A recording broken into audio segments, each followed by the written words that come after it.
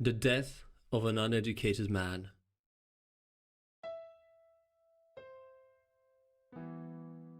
Margaret sat focused on the dimly lit tabloid on the table, waiting for Walter. When she heard the door open, she stood up and quietly walked down the darkened passage to meet him when he entered with the news. Simon is back. Tension in her voice made both shiver. She pulled him quickly by his coat to the kitchen, not even letting him take his shoes off. She shut the door behind them, took the groceries off him, and laid them on the bare countertop. He sat at the table. She sat across. Why is he here? Haven't we given him enough? Haven't we helped him to get on the right path? He said. I told him so last summer, didn't I? After he leaves, there's no turning back. We pay for his tuition and he comes home with his PhD in hand. Otherwise, what was the point of him studying so hard? Of us working overtime? He's a smart boy. He'll go far in life. That's what I've always said. As opposed to us, still living off minimal wage in this godforsaken town. He paused. This is not a place for him to be. He is supposed to live his life out there. Shh. You'll abruptly wake him up. He fell asleep, clearly drunk, on his old bed, just 2 rooms ahead. Drunk, you say? I'm sure we've talked it through.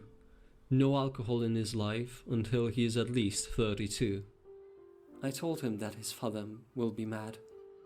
He said that he came to tie up loose ends. That after all, you'll only wake up feeling glad. But his voice was weird and sad, as if not his. Now what's that supposed to mean? I have no idea, dear. She whispered. The drinks probably did the talking, not our boy. Grey clouds entirely covered the moon. The faint sound of the rustling trees and of the drops of water falling on the ground appeared in the kitchen. Hasn't he learned from our mistakes? Asked Walter. Hasn't he seen us both, coming home from the warehouse, drunk and angry, arguing fiercely about everything and everyone, with sorrow, grief and madness? We've most certainly endured and sobered up, but he shouldn't have to go through the same struggle as us. Our generation stumbled in the dark for his to finally appear in light. I know all about it, dear, and I'm sure he knows it too. That's why I asked him for the reason of why he drank so much. From what I gathered, it's mostly the stress and pressure of studying far away from home. He also said that we're not helping. But after I asked, how much more money does he need from us, he didn't say a word. That means he needs a lot.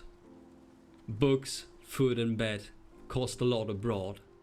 That's what I've heard, at least. The intensity of the rain grew. Raindrops began to profusely hit the windows. Soon enough, faraway thunders could be heard, and the last rays of moonlight from within the clouds had vanished. It might be so, but what will happen next?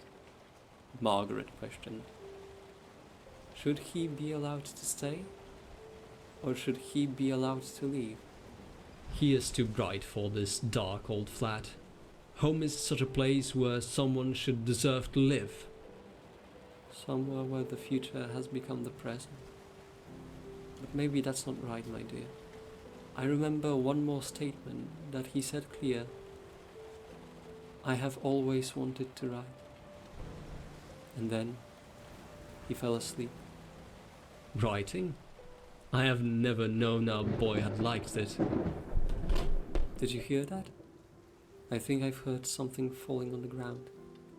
No? That must have been the thunder then. He told me all about it once before. He was sure that you'd not have let him write until he'd make a living, because that wouldn't make him much. That explains why he had never told me, and I agree that it won't make his future bright. And he agreed with me about it. He went to university. The boy's so smart, never straying from his path. But what if it's not his path? What if we had made him do all that? What are you implying, Margaret? That he has a better plan than us? He is young and inexperienced. Besides, our parents had our futures planned, don't you remember? But we had chosen not to listen, and now we're here. The storm had almost stopped. Only the slight sound of raindrops could be heard. Maybe our lives are not that bad, my dear, Margaret stated. I'm tired now. Let's maybe go to bed. We can talk with him tomorrow. I'll check up on our bright son, said Walter. He might have drank, but I haven't seen him in so long.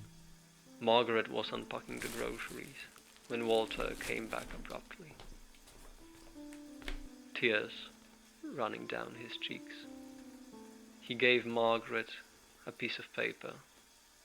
I've heard it all. Home is a place where I shouldn't have been born. Simon? She asked.